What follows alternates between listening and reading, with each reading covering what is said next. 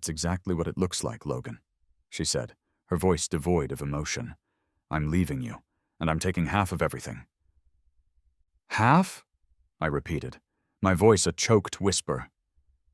You think you're entitled to half? It's the law, Logan, she said, shrugging nonchalantly. We're married. It's a community property state. I get half. It's that simple. But you've been planning this, I said. I've been protecting myself, she corrected. And with that, she announced her intention to file for divorce. I'll be staying at a hotel until... She paused and smiled. Until we figure this mess. Oh, and Logan, she said, turning back to me, a triumphant smirk on her face. Don't bother trying to hide anything. My lawyer is very good. He'll find it all. I had built my business, Hayes Enterprises, from the ground up, starting with nothing but a laptop and a relentless drive. Years of grueling work, of late nights and early mornings, had finally paid off. We were on top. And tonight we were celebrating. Victoria glided into the room, a vision in a shimmering emerald dress that perfectly matched her eyes. She smiled, that dazzling, radiant smile that could melt glaciers, and my heart, as always, did a little flip. Happy birthday, my love, she said, her voice a husky whisper as she leaned in to kiss me. Her lips were soft, her perfume intoxicating, a familiar blend of vanilla and something subtly expensive. Thank you, sweetheart, I replied, my voice thick with emotion. You've outdone yourself. She laughed, a light, musical sound that always made me feel like the luckiest man alive. Only the best for my amazing husband, she said, her hand resting lightly on my arm. Besides, she purred, leaning closer, you deserve this, all of it. We ate, we talked, we laughed. She regaled me with stories of her day, a charity luncheon, a shopping spree with her friends, a planning meeting for our upcoming trip to the Maldives. I listened, fascinated, as always, by her effortless charm and her ability to navigate the social circles that I, frankly, found exhausting. But tonight, even her stories sounded a little off. There were mentions of extravagant purchases, a new designer handbag, a pair of diamond earrings, a small investment in a friend's art gallery. Things I hadn't been aware of. And there were the calls, private ones, taken in the other room, her voice hushed, her words indistinct. Just business, she explained, waving away my unspoken question with a flick of her wrist. You know how it is. But did I? A sliver of unease, a tiny prickle of doubt started to form in the back of my mind. But I pushed it away. I didn't want to spoil the evening, to mar the perfection of this moment. The following weeks were a blur of escalating stress and simmering unease.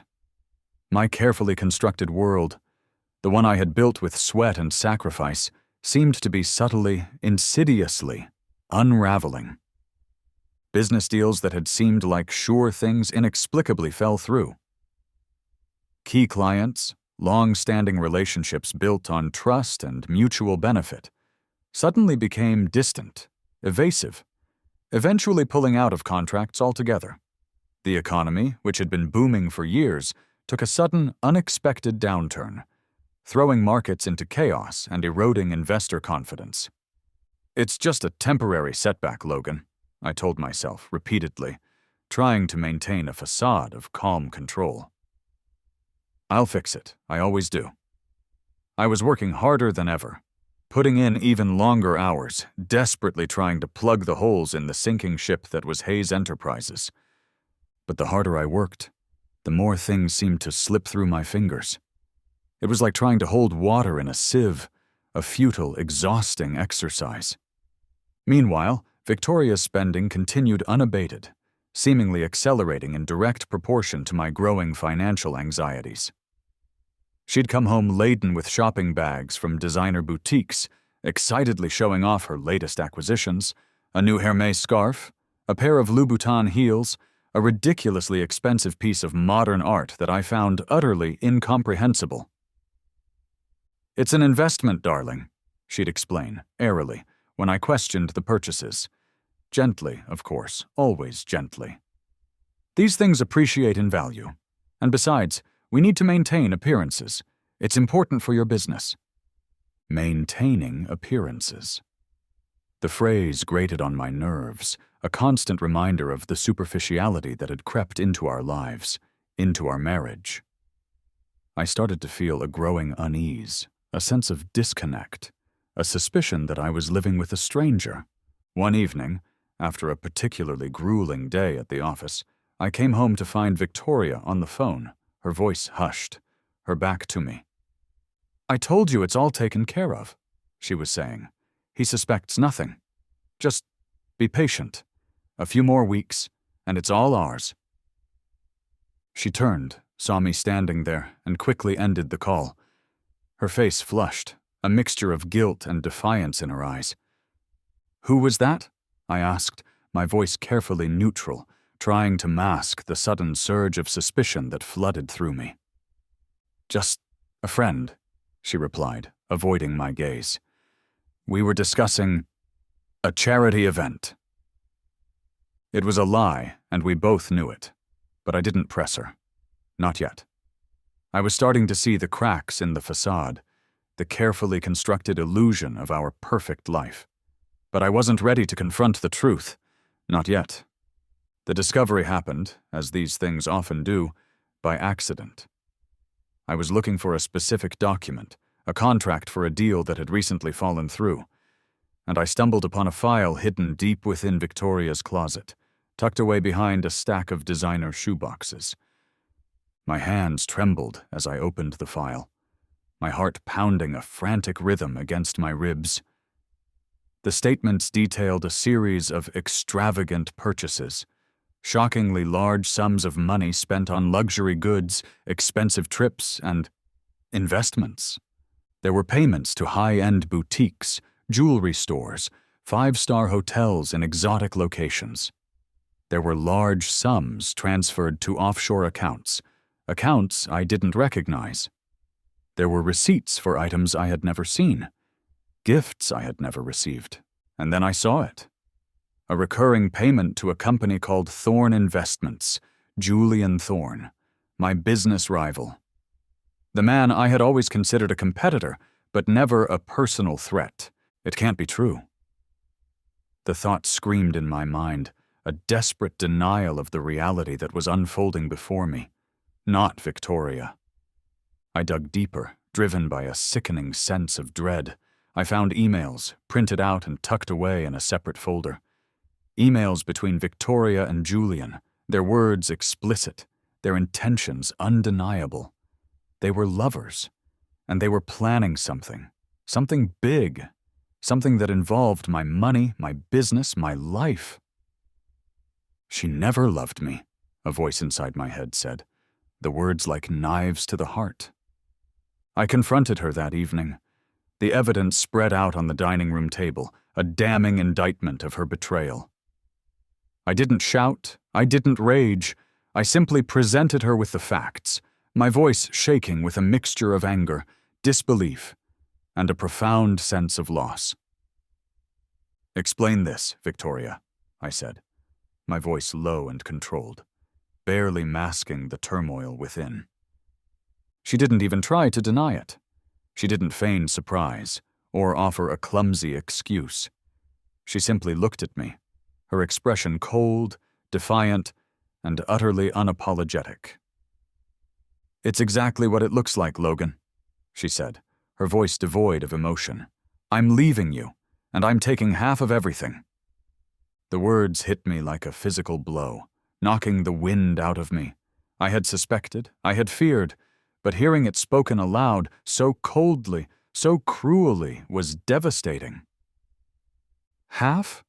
I repeated, my voice a choked whisper. "You think you're entitled to half?" "It's the law, Logan," she said, shrugging nonchalantly.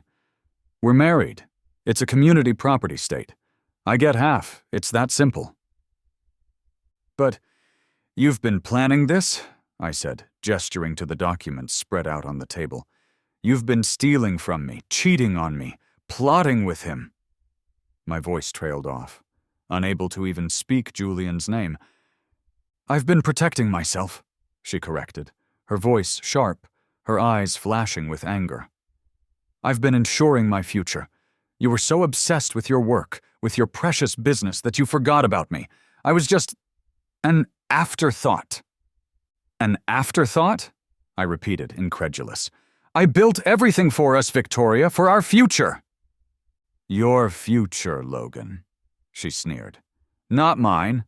I'm tired of playing the supportive wife, the trophy on your arm. I want more, and I'm going to get it." And with that, she announced her intention to file for divorce. She was confident, smug, believing she had won. She had played the game perfectly, and she was about to walk away with half of my fortune. "I'll be staying at a hotel until—" She paused and smiled. "Until we figure this mess." She walked towards the door, pausing to deliver one last, final blow. "Oh, and Logan," she said, turning back to me, a triumphant smirk on her face. "Don't bother trying to hide anything. My lawyer is very good. He'll find it all." And then she was gone, leaving me standing there, alone, in the empty mansion that was no longer our home. The remnants of our shattered life scattered around me like debris after a storm. The crushing weight of her betrayal, the magnitude of my loss, threatened to suffocate me. The weeks that followed were a blur of despair and mounting dread. Victoria was gone. Hayes Enterprises was circling the drain, hemorrhaging money faster than I could staunch the flow. The mansion, once a symbol of success, now felt like a mausoleum, echoing with the ghosts of my shattered dreams. I was drowning in debt, betrayed, and utterly, hopelessly alone. I'd walk through the empty rooms, touching the cold surfaces, the expensive furniture, the artwork that Victoria had insisted on buying. It all felt meaningless now, devoid of joy, a constant reminder of my failure. Failure as a husband, failure as a businessman, failure as a man. Sleep offered no escape. My nights were haunted by nightmares, replays of Victoria's cold smile, her triumphant departure, her words echoing in my mind. Half of everything, Logan. I drank too much, ate too little, and spent hours staring out the window, watching the city lights blur into a meaningless tapestry. I was a ghost, haunting my own life, waiting for the inevitable end. It came on a rain-swept night, not unlike the one that followed, a night like tonight. I was driving too fast, fueled by whiskey and despair, the windshield wipers struggling to keep up with the torrential downpour. I wasn't thinking, wasn't paying attention, my mind consumed by the wreckage of my life. A sudden flash of headlights, a blaring horn, the screech of tires, and then nothing. The impact was brutal, a crushing force that slammed me against the steering wheel, the airbag exploding in my face. Metal screamed, glass shattered, and the world turned upside down. I felt a sharp, searing pain in my chest, a sickening crack, and then darkness. If only. The thought flickered, a desperate, fleeting spark in the encroaching void. If only I could do it all over again? The regret was immediate, a bitter taste in my mouth.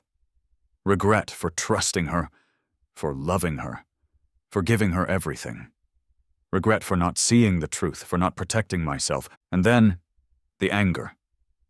A burning, consuming rage at Victoria, at Julian, at the world that had conspired to destroy me. I'd make her pay. The thought was a final, defiant roar against the encroaching darkness. I'd make them all pay. I'd take it all back. Silence, blackness. Then, a gasp. A desperate, ragged intake of air, as if I had been submerged underwater for far too long. My eyes flickered open, met by the soft, familiar glow of the bedside lamp.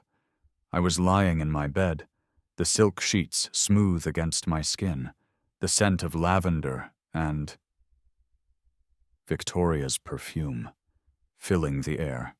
Confusion slammed into me, a disorienting wave. This wasn't right. This was the bedroom, our bedroom, the one in the mansion, before. I sat up, my head swimming, my heart pounding a frantic tattoo against my ribs. The room was exactly as I remembered it. The heavy drapes, the antique furniture, the framed photographs on the nightstand, photographs of us, smiling, happy, in love. A dream? The thought was fleeting, desperate, a cruel, elaborate nightmare, but the ache in my muscles, the lingering scent of Victoria's perfume, the weight of the duvet, it all felt too real. I stumbled out of bed, my legs shaky, my bare feet padding softly on the plush carpet. I reached for the mirror above the dresser, my hand trembling. And then I saw him. Me. But not the broken, defeated man I had become. This was me, 2 years younger.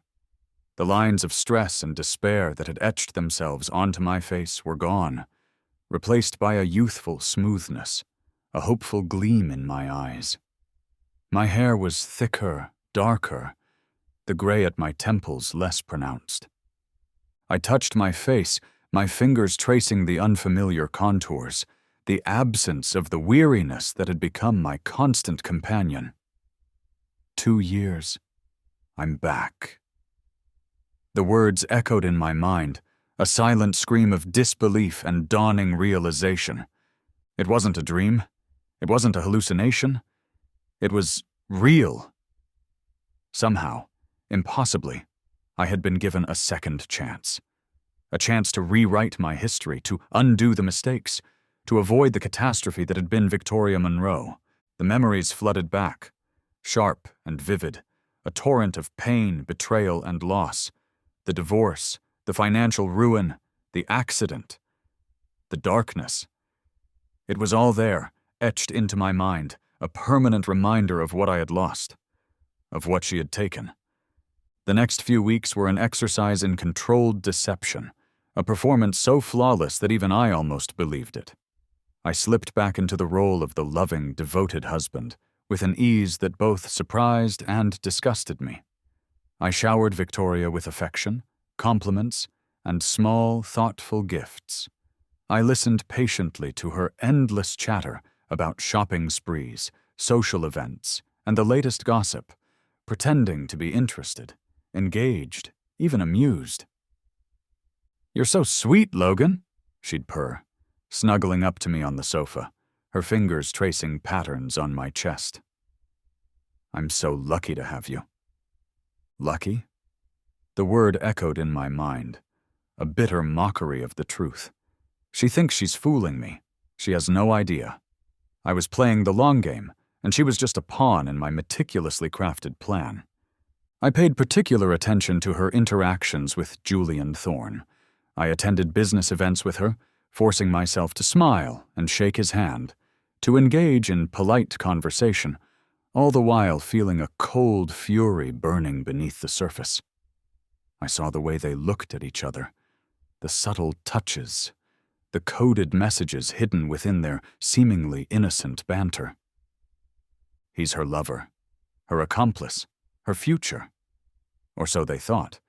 I made sure to be extra attentive to her, to hold her hand, to let my eyes linger a little too long. "You look preoccupied," she said one night, after a dinner with some investors, where I'd made sure to get Julian talking about a new, very risky project. "Just thinking about the future," I answer smoothly. "Our future?" she pressed. I smiled at her. "Of course, darling, our future."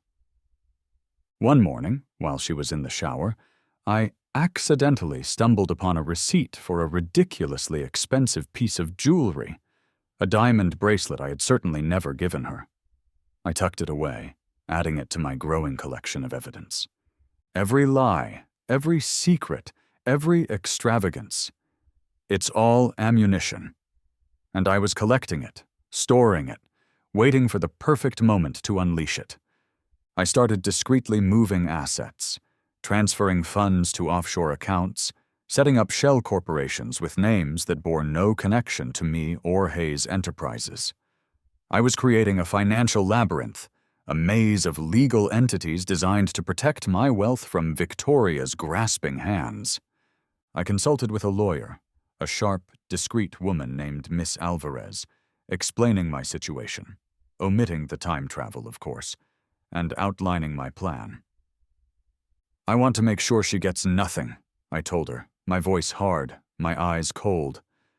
"Not a penny, not a single asset. I want her to walk away with exactly what she deserves."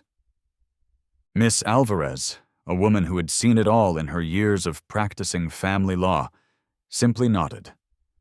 "I understand, Mr. Hayes, but you realize this will be complicated. She'll fight. She'll hire the best lawyers. It could get ugly." "Let it," I replied, a chilling smile playing on my lips. "I'm not afraid of ugly. I'm embracing it." She studied me for a moment, her expression unreadable. "You're very thorough, Mr. Hayes. Meticulous. I've rarely seen such detailed preparation." "I've had time to think," I said simply. "A lot of time." "Just be careful, Mr. Hayes," she warned, a hint of caution in her voice. "Revenge can be a consuming fire. Don't let it destroy you in the process." I dismissed her concerns with a wave of my hand. "I'm not interested in revenge, Miss Alvarez. I'm interested in justice." She raised an eyebrow, skeptical, but didn't argue. She knew a client who was determined and potentially dangerous. With my financial fortress under construction, it was time to turn my attention to Victoria. My goal wasn't just to protect my assets, it was to actively increase her liabilities, to ensure that when the divorce came, she would be left with nothing but a mountain of debt. "Dig your own grave, Victoria," I thought, as I watched her browse online catalogs, her eyes gleaming with acquisitive desire. Deeper and deeper. I became the enabler, the facilitator of her worst impulses. I encouraged her spending, subtly pushing her to buy more expensive things, to take more lavish trips, to indulge in every whim and fancy. "That dress is beautiful, darling," I'd say, pointing to a ridiculously overpriced gown in a designer boutique. "You should get it. You deserve it." She'd beam at me, thrilled by my approval, completely oblivious to the trap I was laying. "You really think so?" "Absolutely," I'd reply smoothly. "You'll look stunning in it. And besides," I'd add with a wink, "we need to keep up appearances, right?" She'd laugh, accepting my justification without question. She loved the idea of keeping up appearances, of being the envy of her friends, of flaunting our supposed wealth. I increased her credit card limit, giving her the illusion of unlimited funds. "Consider it a bonus," I told her with a smile, "for being such a wonderful wife." She squealed with delight, thanking me with a passionate kiss. The kiss of Judas, I thought, my stomach churning with disgust. I also started suggesting lucrative investment opportunities, knowing full well they were destined to fail. I'd present her with brochures, prospectuses, and glowing, but entirely fabricated, testimonials. "This is a sure thing, Victoria," I'd say, my voice filled with fake enthusiasm. "A ground floor opportunity. We could double our money in a year." She'd fall for it every time, eager to increase her supposed fortune, to secure her financial future. She saw me as her provider, her protector, the man who would ensure her continued comfort and luxury. "I'm so lucky to have you, Logan," she said one evening, as we were reviewing the documents for a particularly disastrous investment, a failing tech startup that I knew was about to go bankrupt. "You take such good care of me." "It's my pleasure, darling," I replied smoothly, hiding the cold satisfaction that was building within me. "My pleasure to watch you destroy yourself." My primary focus was on diversifying my assets, moving them out of reach, making them virtually untraceable. I established offshore accounts in jurisdictions known for their strict privacy laws. I created a series of shell corporations, layered upon each other like a Russian nesting doll, obscuring the true ownership of my assets. I invested in real estate, in precious metals, in cryptocurrencies, anything that could be easily liquidated and moved, if necessary. But my most crucial ally in this endeavor was Miss Alvarez, my lawyer. She was a formidable woman, with a sharp mind, a ruthless demeanor, and an encyclopedic knowledge of family law and financial regulations. She understood my situation, or at least the version of it I presented to her, and she was fully committed to helping me protect my assets.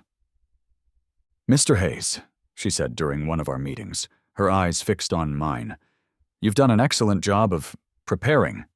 Your documentation is impeccable, your financial maneuvers, creative to say the least. But you understand that this will be a fight. She'll hire the best lawyers. She'll contest everything. She'll try to paint you as the villain." "Let her try," I replied, my voice cold and unwavering. "I'm not afraid of her lawyers. I'm not afraid of her. I have the truth on my side. And I have you." She nodded, a flicker of respect in her eyes. "Indeed, but you must be prepared for a protracted battle. These things can get messy, Mr. Hayes, very messy. The messier, the better." I answer, "I want her to feel the chaos she put me through, every drop of it." "I must warn you," she started, looking at my eyes. "Revenge. It can be a powerful motivation, but—" I cut her. "I'm not interested in revenge, Miss Alvarez," I said calmly, but with steel in my voice. "As I said, I'm pursuing justice." She looked at me, expressionless. "Very well, Mr. Hayes. So let's talk about those offshore accounts." We spent hours poring over legal documents, financial statements, and investment portfolios. She explained the intricacies of asset protection, the loopholes in the law, the strategies we could use to shield my wealth from Victoria's grasp. "The key," she explained, "is to make it as difficult as possible for her lawyers to trace your assets. We need to create a web of obfuscation, a series of legal and financial barriers that will tie them up in knots for years." I listened intently, absorbing every detail, every nuance. I was a quick study, and I had a natural aptitude for this kind of strategic thinking. I was learning the rules of the game, and I was determined to play it better than anyone. I also started making legitimate investments under an alias, using my knowledge of future market trends to my advantage. I invested in tech startups that I knew would explode in value, in real estate that would appreciate exponentially, in renewable energy companies that were on the cusp of a breakthrough. It wasn't just about protecting my existing wealth, it was about building a new empire, one that was entirely my own, untouchable, beyond Victoria's reach. It started with whispers, a carefully placed comment to a mutual acquaintance, questioning Julian's judgment on a particular project. A leaked document, highlighting a potential flaw in his business plan. An anonymous tip to a financial news outlet, raising concerns about his company's stability. "I heard Thorne is overextended on that Northwood development," I'd say casually to a fellow investor at a social event, my voice laced with feigned concern. "Risky move in this climate. I hope he knows what he's doing." The seeds of doubt, once planted, began to grow. Investors became hesitant, partners became wary, and deals that had seemed certain started to unravel.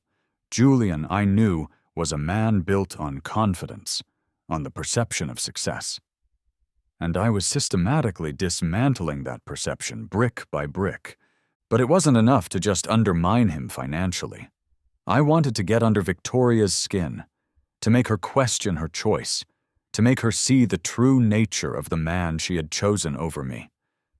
I started to subtly influence her perception of Julian, highlighting his flaws, his ruthlessness, his unreliability. I'd mention news articles about his aggressive business tactics, his questionable ethical practices, his reputation as a womanizer. "Did you see that piece in the journal about Thorne and Associates?" I'd ask Victoria innocently over breakfast. "They're accusing him of some pretty shady dealings. I hope he's not involved in anything illegal." She'd dismiss my concerns, of course, defending Julian with a fierce loyalty that only fueled my contempt. But I could see the flicker of doubt in her eyes, the subtle shift in her demeanor. The seed had been planted. I'd also innocently point out his less-than-charming qualities. "He seems a bit controlling, doesn't he?" I'd muse, after a dinner party where Julian had been particularly domineering. "Or is it just me?" Victoria would bristle, defending him, but the seed would be planted. I was chipping away at her idealized image of him, exposing the cracks in his facade, revealing the snake beneath the charming exterior. Let her see the snake she's chosen, I thought, with a cold satisfaction. Let her see the mistake she's made. My efforts culminated in a significant business setback for Julian. I knew, from my previous life, that he was planning a major expansion, a risky venture that hinged on securing a substantial loan from a particular bank. I used my connections, my newly acquired influence, to ensure that the loan was denied. I didn't do it directly, of course. I worked through intermediaries, pulling strings, whispering doubts, planting concerns. I made sure the bank saw Julian as a high-risk investment, a potential liability. I became a meticulous archivist of Victoria's sins. Every extravagant purchase, every secret meeting, every whispered phone call, every lie, every deception, I documented it all. I had copies of her credit card statements, detailing her reckless spending on designer clothes, luxury vacations, and gifts for Julian. I had printouts of her emails, revealing her affair, her financial manipulations, and her plans to leave me with nothing. I had recordings of her phone calls, obtained, of course, through perfectly legal means, thanks to Miss Alvarez's expertise, capturing her whispered promises to Julian, her disdain for me, her cold, calculating ambition. It was a mountain of evidence, a damning indictment of her character, a testament to her betrayal, and it was all carefully organized, meticulously catalogued, and stored in a secure location, a safe deposit box at a bank that Nathan and Victoria would never think to look. The safe deposit box became my sanctuary, my secret vault, the repository of my righteous fury. I'd visit it regularly, adding new pieces of evidence, reviewing the existing files, ensuring that everything was in order. It was a tangible representation of my progress, a physical manifestation of my plan. With the evidence securely locked away, it was time to escalate the financial pressure on Victoria. I had been subtly undermining her for months, encouraging her extravagance, fueling her delusions of wealth. Now I would tighten the vice, accelerating her descent into financial ruin. I knew from my past life that Victoria had a particular weakness for get-rich-quick schemes. She was always looking for the next big thing, the foolproof investment that would make her even wealthier, even more secure. I decided to exploit this weakness, to create an opportunity that she couldn't resist. I used one of my shell corporations to launch a fictitious investment fund, promising ridiculously high returns, guaranteed profits, and exclusive access to insider deals. I then, through a carefully orchestrated series of coincidences, ensured that Victoria heard about this fund. I dropped hints to mutual acquaintances. I arranged for her to receive confidential brochures. I even had Matthew Carter accidentally mention it to her during a social event. "It's a game changer, Victoria," Matthew said, his voice smooth and persuasive. "I've invested heavily myself. It's practically printing money." Victoria, of course, was intrigued. She saw it as a chance to secure her financial future, to increase her wealth independently of Nathan, to prove that she was just as savvy and successful as he was. She contacted the fund, eager to invest. I, playing the role of the anonymous benefactor, made sure she was welcomed with open arms, given preferential treatment, and assured of guaranteed returns. She started small, investing a modest sum at first, and, as I had predicted, she saw immediate and entirely fabricated profits. This fueled her greed, her confidence, her belief in her own financial acumen. She invested more and more and more. She liquidated assets, borrowed money, and even convinced some of her friends to invest. She was all in, completely convinced that she had found the golden goose. With Victoria financially trapped and emotionally vulnerable, it was time to set the final pieces of my plan in motion. The storm was brewing, and I wanted to make sure she was completely blindsided when it hit. I started by preparing the legal documents.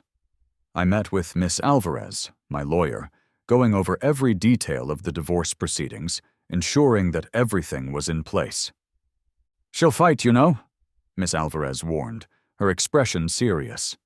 "She'll hire the best lawyers money can buy. She'll try to discredit you, to paint you as the villain." "Let her try," I replied, my voice cold and unwavering. "I have the truth on my side, and I have the evidence." I showed her the contents of my safe deposit box, the mountain of documentation I had accumulated, the irrefutable proof of Victoria's betrayal and financial malfeasance. Miss Alvarez was impressed. "This is comprehensive, Mr. Hayes," she said, a hint of admiration in her voice. "You've thought of everything." "I've had 2 years to think of everything, Miss Alvarez," I replied grimly. "I won't make the same mistakes twice." We finalized the divorce papers, crafting a settlement that would leave Victoria with exactly what she deserved. Half of everything, including the crippling debt she had unknowingly accumulated. I also coordinated with Matthew Carter, ensuring that he was ready to move on the properties and assets I had identified as targets. He was eager to profit from Nathan's downfall, and he was more than happy to help me deliver the final blow. With everything in place, I started to act. I became even more attentive to Victoria, more loving, more supportive. I showered her with affection, with compliments, with reassurances. I wanted her to feel secure, to believe that everything was perfect, that our marriage was stronger than ever.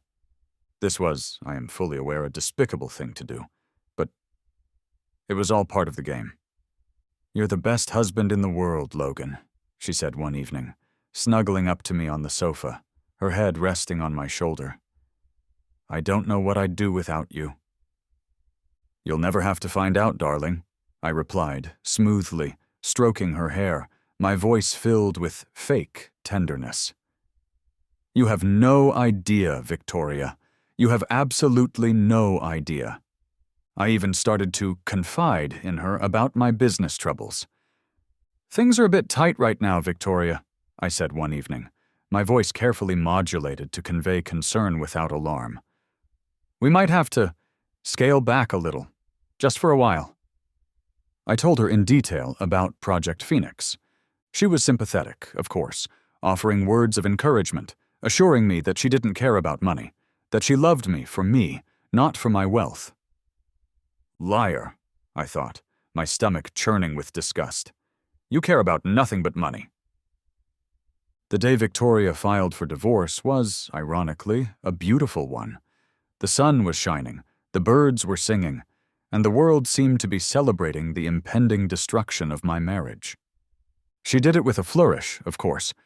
She had her lawyer serve me with the papers at the office, in front of my employees, a deliberate act of humiliation.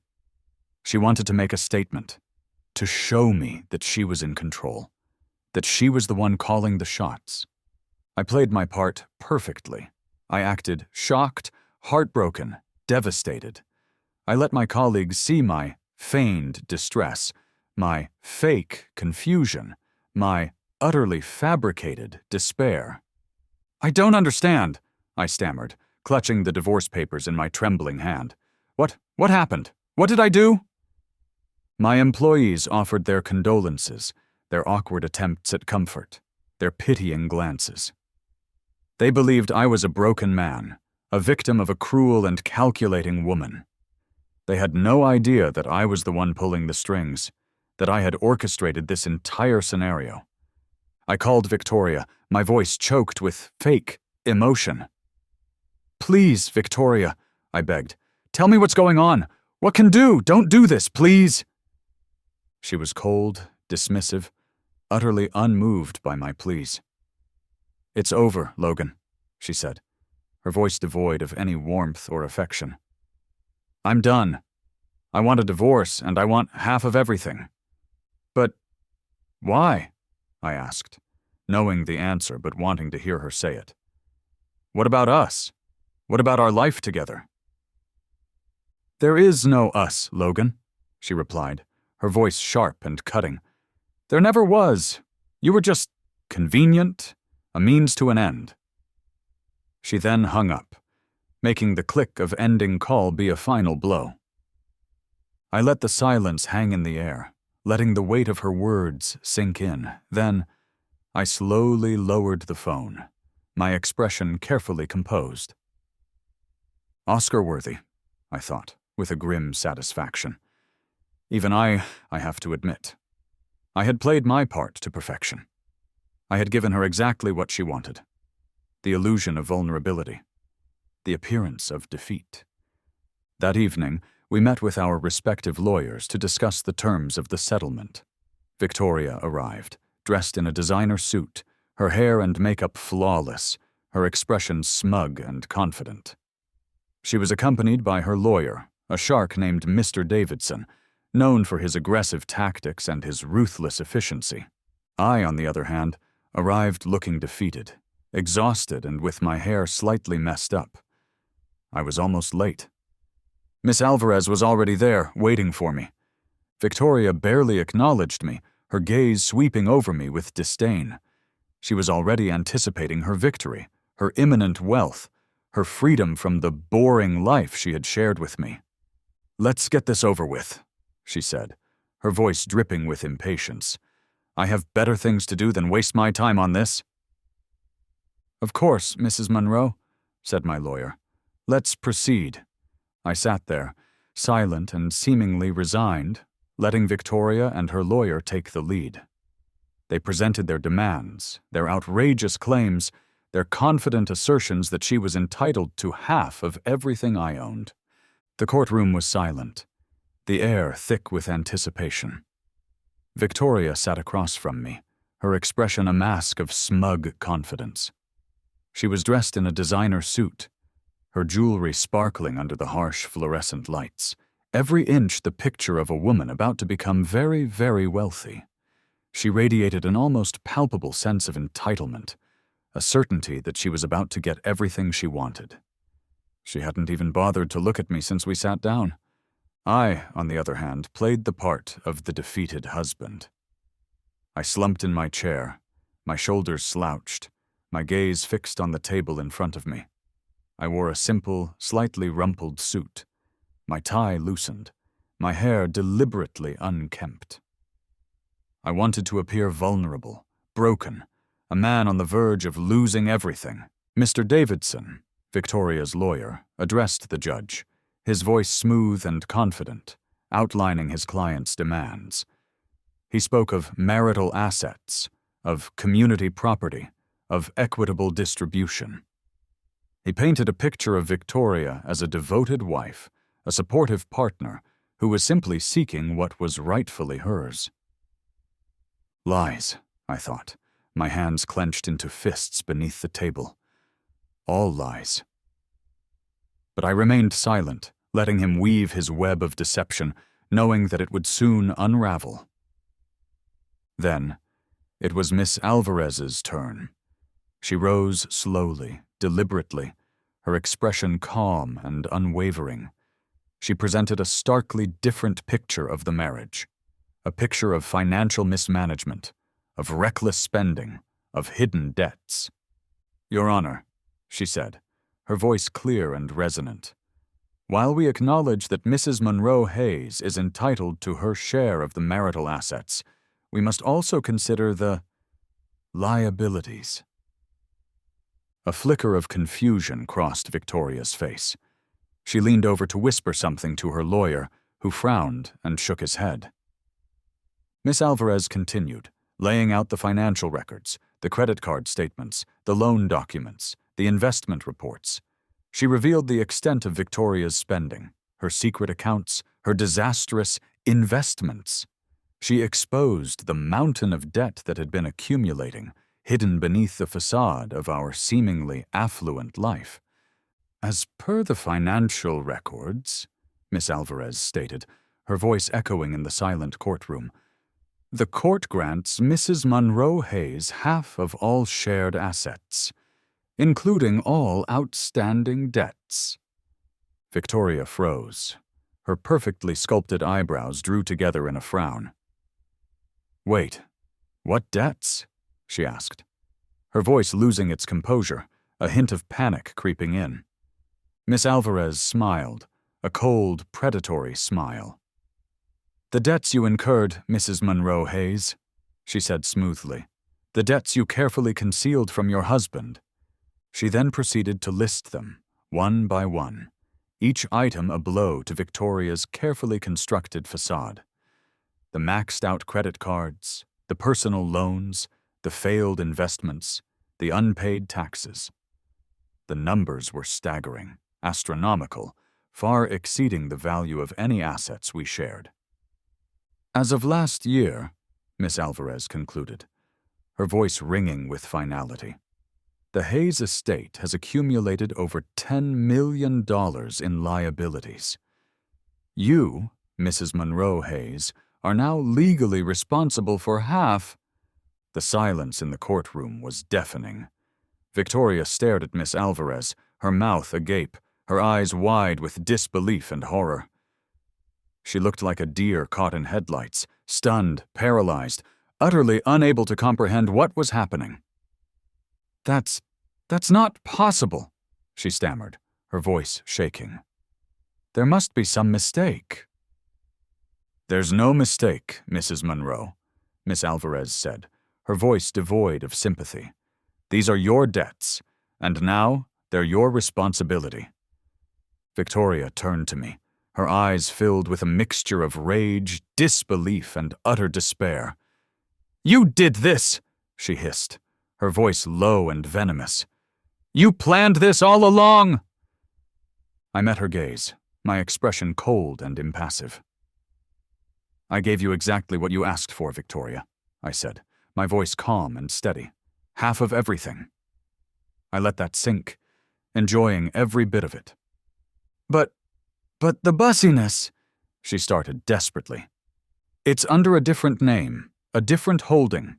You touched none of that, and my lawyer made sure that was very clear in the agreement," I answered calmly. "You wanted half, and now you have it. Congratulations." The consequences for Victoria were swift and brutal. It was like watching a carefully constructed house of cards collapse in a hurricane, each piece fluttering away, leaving nothing but a desolate, empty space. The first sign of the impending doom came almost immediately after the court hearing. Victoria, still reeling from the shock of the judgment, attempted to use one of her credit cards to pay for lunch. The card was declined. She tried another and another and another. All declined. Panic started to set in. She called her bank, her voice shrill and demanding, only to be informed that her accounts had been frozen, pending a review of her assets and liabilities. Frozen. The word echoed in her mind, a chilling premonition of the financial winter that was about to descend upon her.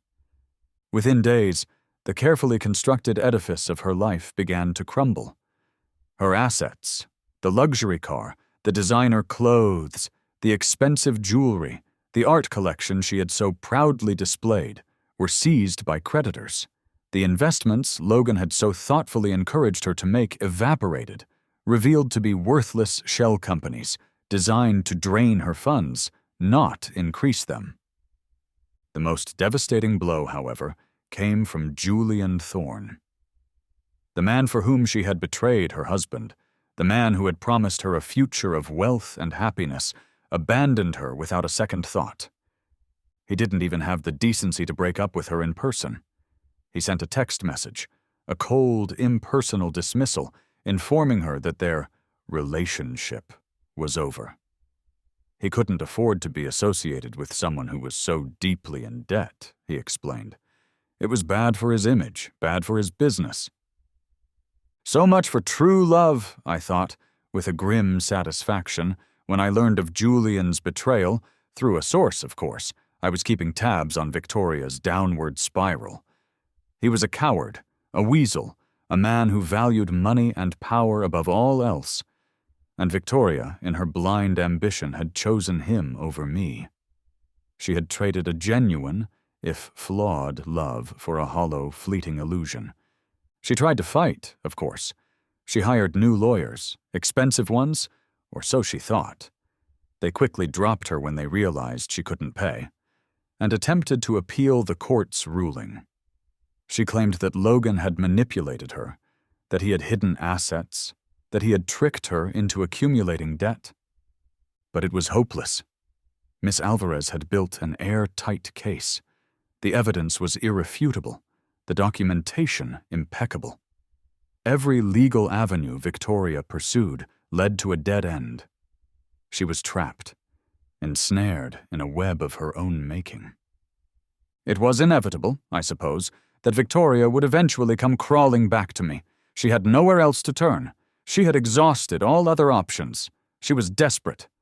She found me at my office, unannounced, looking a shadow of her former self. Gone was the polished, confident woman who had walked out on me.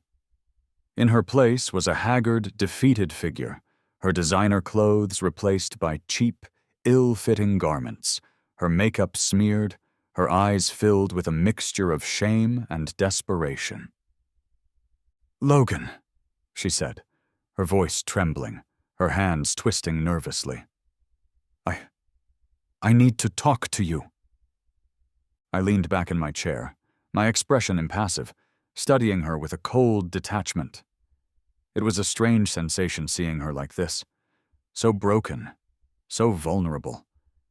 A part of me, the old, naive part, felt a flicker of pity, but it was quickly extinguished by the cold fire of justice. "What do you want, Victoria?" I asked, my voice devoid of any warmth or emotion.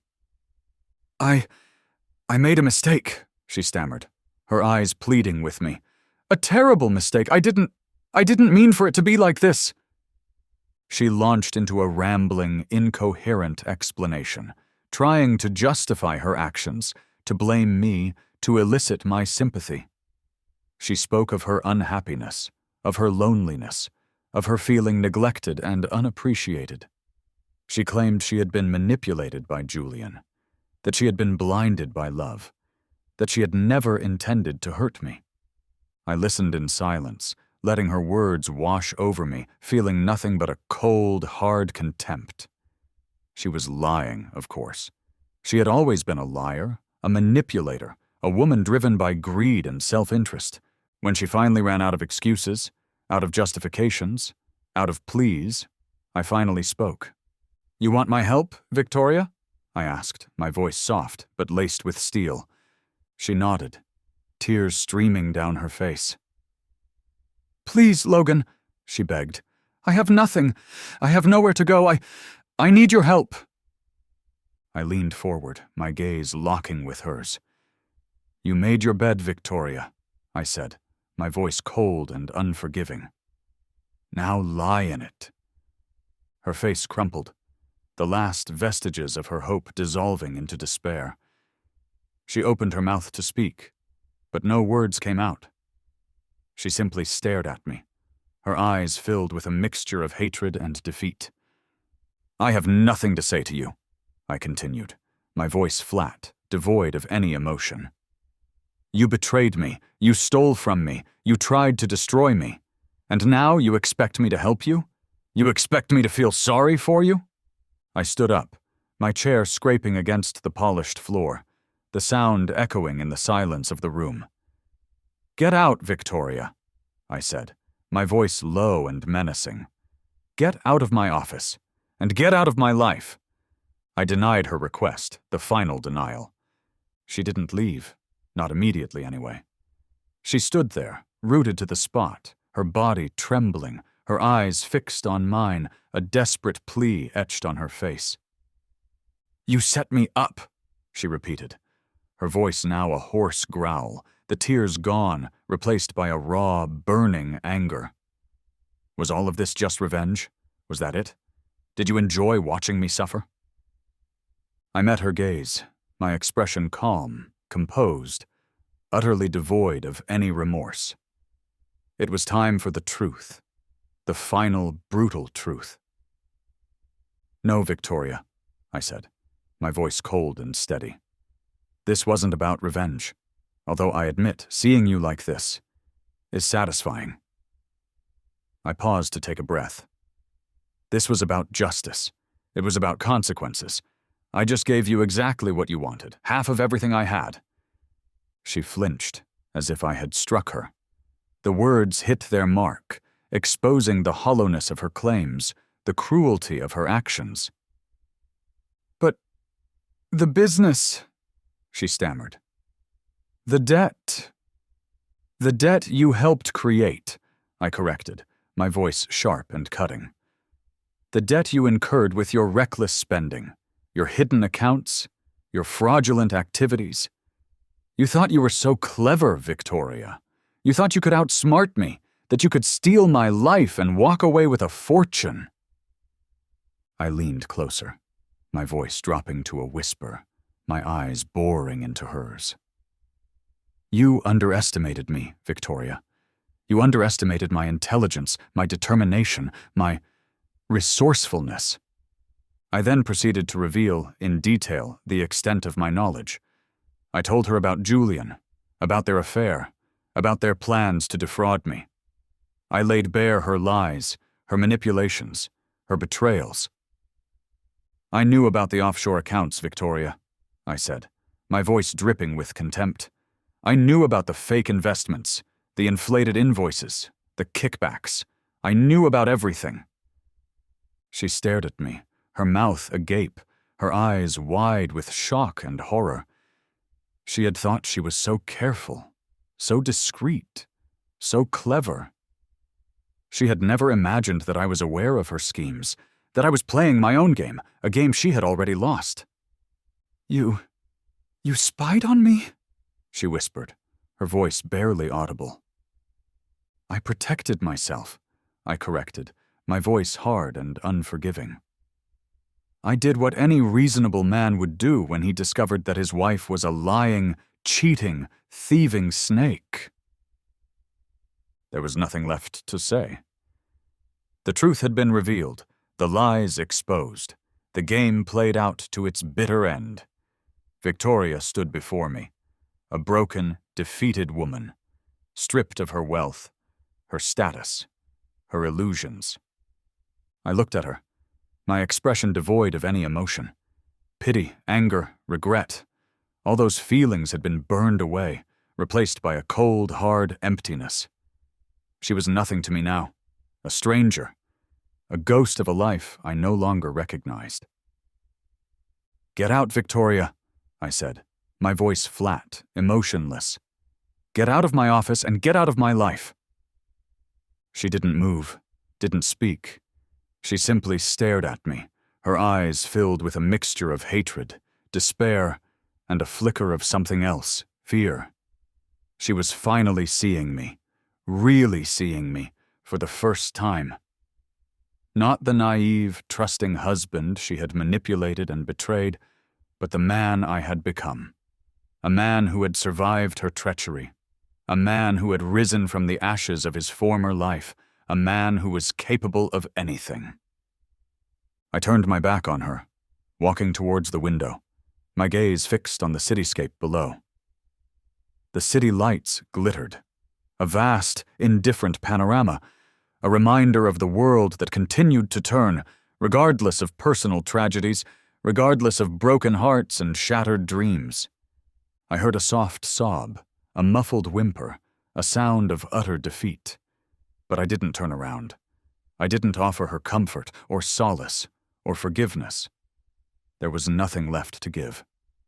After a long, agonizing silence, I heard the door open and then close, softly, almost hesitantly. She was gone. I remained standing at the window, my back to the empty room, my mind strangely calm, strangely empty. The storm had passed. The battle was over, and I had won. But the victory felt hollow somehow. There was no sense of triumph, no surge of elation, no feeling of satisfaction. Just a quiet, profound emptiness. The emptiness of a life irrevocably changed, of a love irretrievably lost, of a future forever altered. I had gotten my justice. I had reclaimed my life. But at what cost? I had become someone else, someone colder, harder, more ruthless. I had walked through fire, and the flames had left their mark. I turned from the window, finally, the city lights reflecting in my eyes, a cold, hard glint that had not been there before. I was free. Free from Victoria, free from the past, free to build a new future. As I walked away, Victoria was left in the ruins of her own greed, a monument to her own self-destruction. She was a forgotten name, a cautionary tale, a ghost of a life she had chosen to throw away. And I was finally free.